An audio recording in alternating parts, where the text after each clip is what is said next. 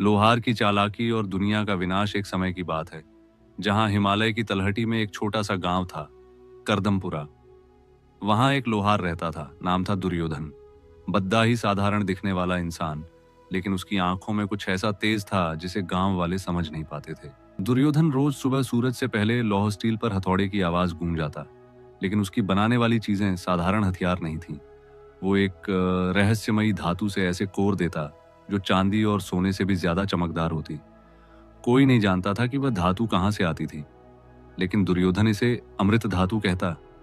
कहते हैं ये धातु स्वर्ग से टकराकर गिरा हुआ तारा था। इस पर वैज्ञानिकों ने कोई प्रमाण नहीं दिया, लेकिन गांव में अफवाहें थीं कि इस धातु में अद्भुत शक्ति बसती है। एक रात चांद की रोशनी जैसी कि हर दशक में एक बार चमकती थी, दुर्योधन अपनी चट्टानों के बीच खोदे गए एक गुफा में गया। उसके हाथ कांप रहे थे, क्योंकि उसने वहां छुपा हुआ एक पुराना शिलालेख ढूंढ लिया था, जिस पर लिखा था, जो व्यक्ति अमृत धातु की आकृति में विश्व यंत्र तैयार करता है, वही संसार की तकदीर बदल सकता है या उसे मिटा सकता है।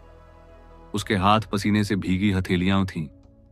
तभी अचानक गुफा के भीतर की दीवारें हल्की हल्की रोशन होने लगीं। कुछ ऐसा हुआ जैसे कोई चेतावनी दे रहा हो। Tampering with destiny has a price. Duryodhan के मन में एक भयंकर विचार आया।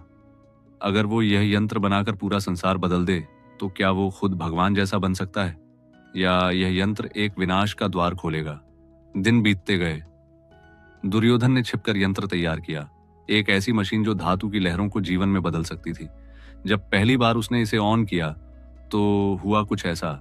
धरती की सतह पर हर जगह वही चमकदार धातु फैलने लगी। आसमान में बादल तेजी से घिरने लगे।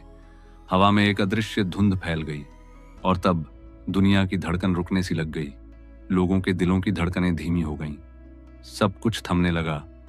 दुर्योधन डर से कांप उठा। उसने मशीन को तुरंत बंद करने की कोशिश की, लेकिन तब तक बहुत देर हो चुकी थी। यंत्र ने एक बार जब हलचल दी, दुनिया का समय उलझ गया। दिन और रात का चक्र टूट गया। तापमान अनियंत्रित हो गया। हर इंसान अपने अतीत और भविष्य के बीच फंस गया। सभी चीख रहे थे, लेकिन कोई सुन नहीं रहा था। तभी अचानक वह अमृत धातु चमकी, इतनी तेज कि अंधेरा छंट गया। चमक से हर इंसान की आंखें खुल गईं, और तभी एक आवाज गूंजी, जो दिल में दया और इंसानियत रखता है वही इसका नियंत्रक होगा। दुर्योधन समझ गया कि शक्ति बिना दया के सिर्फ विनाश है। उसने दुख से मशीन को खुद के भीतर समेट लिया और कह दिया, इसे सहन कर सकता हूं, पर मैं दुनिया को नहीं खोना चाहता। और तब मशीन की ऊर्जा स्वयं में विलीन हो गई। दुनिया फिर से सामान्य हुई। समय फिर से सीधा बहने लगा। धूप और चांद की लय वापस आई। लेकिन दुर्योधन, वह मशीन के भीतर समा गया।